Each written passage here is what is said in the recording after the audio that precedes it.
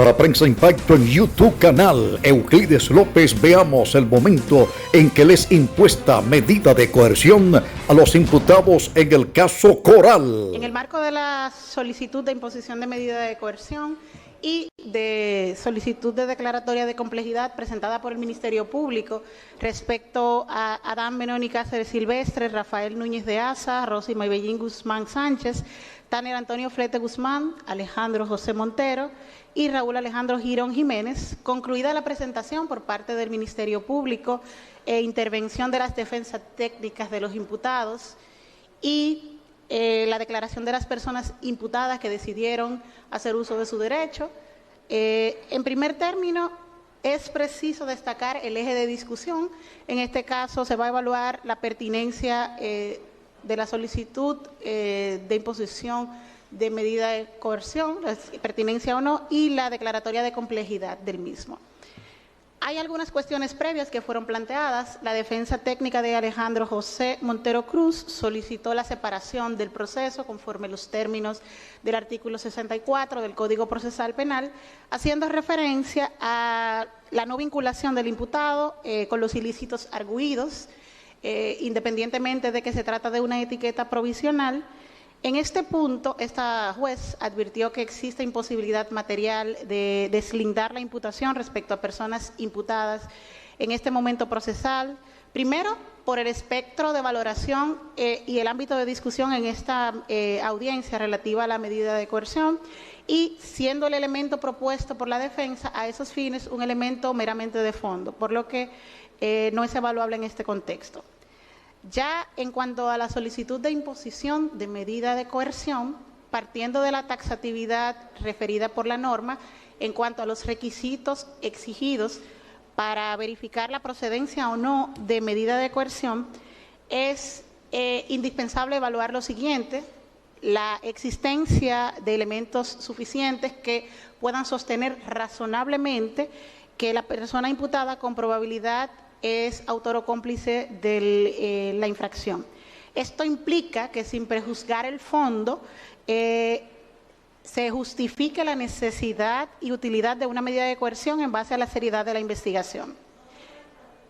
En segundo término, el segundo elemento a considerar conforme la normativa procesal vigente es la existencia de riesgo de fuga que se desprenda en este caso acerca de la que persona imputada pudiera no someterse al procedimiento, y esto implica que sea justificada la necesidad, la utilidad de imponer alguna medida dada su carácter instrumental que sujete a las personas investigadas al proceso ante la existencia de algún riesgo. Y en tercer término, exige la norma que la infracción que se atribuya esté reprimida con penas privativas de libertad. Esto implica que la etiqueta provisional que el Ministerio Público otorga en este sentido, los tipos penales entrañen sanciones privativas de libertad. Innegablemente, esta jueza, al momento de evaluar esos presupuestos, debe examinar en cuanto al riesgo de fuga, circunstancias muy puntuales a que hace referencia la ley. Por ejemplo, las que tienen que ver con el arraigo en el país, el domicilio, la situación habitual, el asiento de familia, negocios, el comportamiento de la persona imputada, importancia del daño a resarcir, si existe algún riesgo en la obstaculización de los medios de prueba, riesgo para las víctimas, en fin, supuestos que están descritos de manera muy específica por la ley. A partir del examen de estos elementos a que he hecho referencia, se desprende lo siguiente. En principio, en primer término, de la cronología y sostén de la solicitud que aporta el Ministerio Público y sometida al examen por las partes que intervienen, del reporte inicial en el marco de la investigación, se puede identificar que en cuanto a las personas investigadas, Adán Benoni Cáceres Silvestre, Rafael Núñez de Asa, Rosy Maybellín Guzmán Sánchez, Tanner Antonio Flete, Alejandro José Montero y Raúl Alejandro Girón Jiménez, se configuran elementos iniciales coherentes que, sin prejuzgar el fondo, razonablemente lo señala como probables autores o cómplices de los ilícitos investigados. Esto como primer supuesto. El segundo supuesto es que al examen de la calificación jurídica otorgada como etiqueta provisional por el Ministerio Público, si bien es una etiqueta inicial, los tipos penales que señala esa etiqueta entrañan sanciones privativas de libertad graves y bienes jurídicamente tutelados de relevancia. En cuanto al riesgo de fuga, las defensas técnicas de las personas imputadas, Adán Benoni Cáceres, Rafael Núñez de Asa, Rosima Bellín Guzmán Flete y Tanner Flete Guzmán, así como la defensa técnica de Alejandro José Montero, aportaron al tribunal algunos documentos que dan cuenta de domicilios, relaciones familiares, sociales, refieren actividades profesionales y comerciales y la inexistencia de procesos penales pendientes, respectivamente. Sin embargo, estos, al ser evaluados cuantitativamente de cara al cuadro general planteado, se desprende que, de acuerdo a la naturaleza de la imputación, el riesgo de la obstaculización de los medios de prueba, en especial las de tipo testimonial, dada la naturaleza y la dinámica de los tipos penales investigados y de la cronología que sirve de marco a la investigación, resultan insuficientes para imponer las medidas que pide la defensa en atención a su propuesta.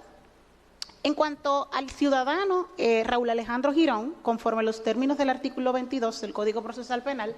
el Ministerio Público, en uso de su facultad, realizó una petición distinta a la planteada respecto a los demás imputados, indicando que en cuanto a la medida debe ser distinta el arresto domiciliario, y advierte que en adición a esto, a la información de dónde se ejecutaría en caso que el tribunal admita esa medida, sea otorgado el tratamiento de información clasificada, identificando un riesgo potencial, indicando al Ministerio Público como órgano investigador. Examinada la configuración de presupuestos respecto a Raúl Alejandro Girón Jiménez, consistente de acuerdo a los motivos que expusimos, se advierte que en principio la tutela a los derechos fundamentales de las personas, independientemente de la medida de que trate, pues es responsabilidad del Estado habilitar las condiciones para las condiciones, medios y estructuras para tutelarlos por su sola condición de sujeto de derechos. Y en ese marco, el cumplimiento de una medida de esa naturaleza no está exenta de ese resguardo, por lo que entiende pertinente y coherente la solicitud del Ministerio Público. Y en ese punto, la autorización que el manejo a la información del domicilio se daría, lo que implica confidencialidad en su utilización, no solo para fines de contacto a través de la Procuraduría General de la República como custodia del mismo por parte del Tribunal Control, sino para fines de convocatoria a través de la Procuraduría. En ese sentido, y en adición a lo antes planteado, ha solicitado el Ministerio Público la declaratoria de complejidad del proceso,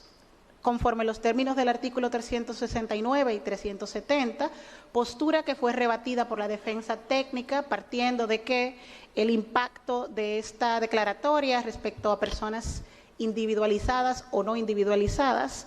En cuanto a ese aspecto, es preciso señalar que las reglas de complejidad no son un instituto procesal de impacto individual, sino que en caso de ser acogido, esto impacta en el proceso, en los plazos para deliberación, en los aspectos relativos a la investigación y en los plazos procesales que son inherentes a todas las partes. Al examen de esto se desprende, en principio, de cara a los requisitos establecidos por la ley, la configuración de todos los presupuestos para declarar complejo el proceso. En primer término, porque a la fecha existe pluralidad de personas identificadas o individualizadas, pluralidad de conductas descritas por el investigador, si bien se trata de una etiqueta provisional, a la fecha entrañan unos tipos penales que en el corpus normativo de derecho internacional se refieren a tipos de naturaleza estructurada, cuyo abordaje investigativo y el ejercicio probatorio inclusive resulta distinto a las conductas y a la tramitación cotidiana de otras conductas existentes. Tomando en consideración esto, el tribunal ha decidido lo siguiente: en cuanto a la forma acoge como buena y válida la solicitud del Ministerio Público en cuanto a la instancia por cumplir con los parámetros establecidos por la ley. En cuanto al fondo, declara aplicables las reglas para asuntos complejos estipulados en las disposiciones de los artículos 369 y 370 del Código Procesal Penal. En cuanto al fondo de la solicitud de imposición de medida de coerción, impone a los ciudadanos Adán Benoni Cáceres Silvestre, Rafael Núñez de Asa, Tanner Antonio Flete Guzmán y Alejandro José Montero Cruz, de generales que constan, la medida de coerción establecida en el numeral séptimo del artículo 226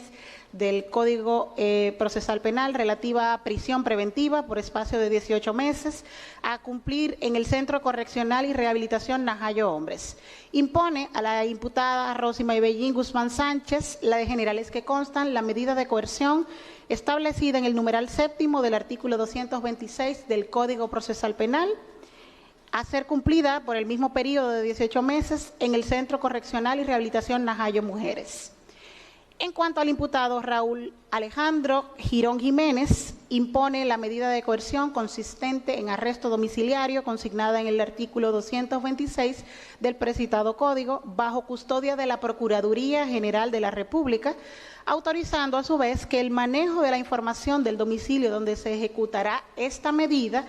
sea proporcionado al Tribunal Control del Proceso con carácter confidencial y se otorga el tratamiento de información clasificada, lo que implica la confidencialidad en su utilización solo para fines de contacto y convocatorias a los actos procesales que fuere menester.